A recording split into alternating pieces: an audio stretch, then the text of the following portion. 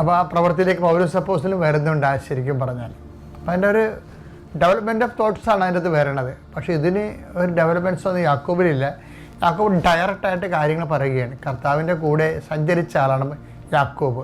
അപ്പോൾ യാക്കോബിനറിയാം ഇത് കേവല വിശ്വാസ പ്രഖ്യാപനം കൊണ്ട് രക്ഷ അടിച്ചു മാറ്റാൻ പറ്റത്തില്ല, കൈ തന്നെ പിടിക്കാൻ പറ്റത്തില്ല, അത് നല്ല കോസ്റ്റ്ലിയാണ്.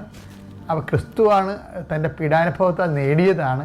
അതുകൊണ്ട് തന്നെ നമ്മൾ അതിൻ്റെ അകത്ത് പേയ്മെൻ്റ് ഉള്ളതാണ്. അതുകൊണ്ട് നമ്മളത് പ്രവർത്തിച്ച് കാണിക്കണമെന്ന് പറയണം. അപ്പം അതുകൊണ്ടാണ് യാക്കോബ് പ്രവർത്തിയുടെ ഒരു അപ്പോസ്തലനായിട്ട് വരണത്. നമ്മുടെ ഉടമ്പടിയിൽ പ്രവർത്തികൾക്കല്ലേ പ്രാധാന്യം വരണത്. അത് ചൊല്ലുന്ന പ്രാർത്ഥനയല്ല, ചെയ്യുന്ന പദ്ധതിയല്ലേ. അതുതന്നെ ഈ പീലിപ്പോസിൻ്റെ സംഭവം അത് തന്നെയാണ്. പീലിപ്പോസിൻ്റെ എന്താ പ്രവൃത്തി, വിശ്വാസത്തിൻ്റെ പ്രവൃത്തി എന്താണ്? അവൻ ഇതിൻ്റെ കൂടെ നടക്കും. ആരുടെ?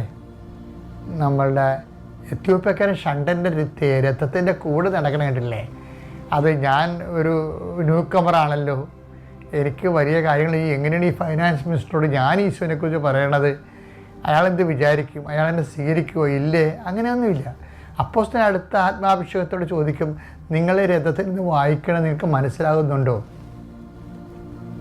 അപ്പോൾ എങ്ങനെയാണ് അത് കൂടെ നടന്നിട്ട് കുറച്ച് അതിൻ്റെ കൂടെ നടക്കുകയാണ്.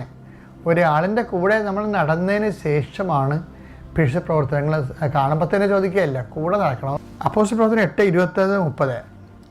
ആത്മാവ് പീലിപ്പോസിനോട് പറഞ്ഞു, ആ രഥത്തെ സമീപിച്ച് അതിനോട് ചേർന്ന് നടക്കുക. ചേർന്ന് നടക്കുന്നതാണ് സുവിശേഷ പേരിൽ ആദ്യം. ഇപ്പം ചില ആൾക്കാർ, രോഗികളെ, പീഡിതര്, പ്രയാസമുള്ളവർ, കർത്താവായിട്ട് ആകാതെ നടക്കുന്നത്, അവിടെ കൂടെ നമ്മൾ പ്രേക്ഷിത പ്രവർത്തനം എന്ന് പറയുന്നത് ഒരു നമ്മൾ പത്താം കൊടുക്കുന്നുണ്ട്. ചില ആൾക്കാർ അതിൻ്റെ കൂടെ ചേർന്ന് നടക്കും. എന്താണ്?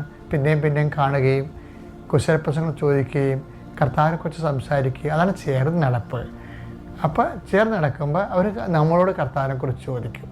അങ്ങനെ ഷണ്ടൻ പീലിപ്പോസിനോട് ചോദിക്കണത്, ഇത് വ്യാഖ്യാനിച്ച് തരാൻ പറ്റുമോ എന്ന്. അങ്ങനെ പീലിപ്പോസ് വ്യാഖ്യാനിച്ച് കൊടുക്കും. അപ്പം അതുകൊണ്ട് പ്രേക്ഷിത ഉടമ്പടി ഇത് രണ്ടുമുണ്ട്. പ്രേക്ഷിത പ്രവർത്തനമുണ്ട്, ഉപവിപ്രവർത്തനങ്ങളുമുണ്ട്. അതുകൊണ്ട് രണ്ടും അപ്പോസ്തലിക പാരമ്പര്യമാണ്. അതുകൊണ്ടാണ് ഉടമ്പടിയിൽ സത്യസന്ധമായിട്ട് അത് ചെയ്യുന്ന ആൾക്കാർക്ക് വലിയ ഫലങ്ങൾ ഉണ്ടാകുന്നത്. ഇപ്പോൾ ഉടമ്പടിയിൽ എവിടെയെങ്കിലും മിസ്റ്റേക്ക് സംഭവിച്ചിട്ടുണ്ടെങ്കിൽ ഇപ്പോൾ കറക്റ്റ് ചെയ്യണം. കർത്താവ് നിങ്ങളെ അനുഗ്രഹിക്കട്ടെ. Praise the Lord.